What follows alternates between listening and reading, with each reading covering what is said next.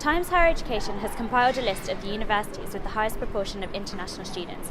We're here at LSE, the third highest ranking university on that list, to speak to students about what it's like to study here. So why did you choose to study at LSE?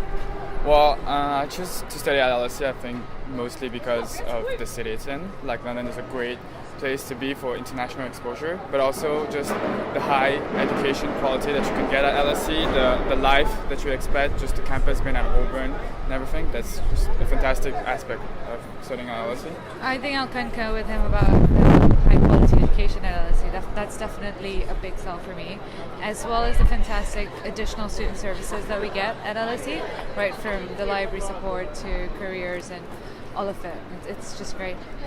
And did you look at any universities in any other countries? Well, yeah, I studied my undergrad in Paris, so yeah, that was before coming to LSE. I did my undergrad in the UK, so that'll be And what have been the benefits and challenges so far?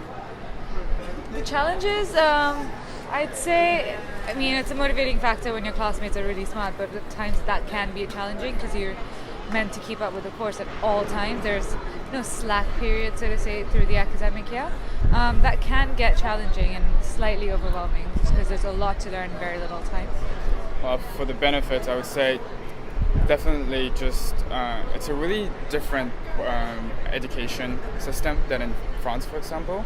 And so it gives you like different perspective and also a different way of approaching different problems. So I guess it's definitely an added value when you come from different countries to just get this form of education. So I chose to apply to LSE, which was my only university that I applied for, because of the broad social science focus that they have, and also the international environment that was appealing to me. The third reason I applied to LSE was that they offered a program that I was interested in, which had an interdisciplinary focus. The reason why I decided to study at LSE is because it's very close to home, so it's just a couple of hours flight from Milan, and also because it's in the top 10 for the subject I decided to study, which is international relations.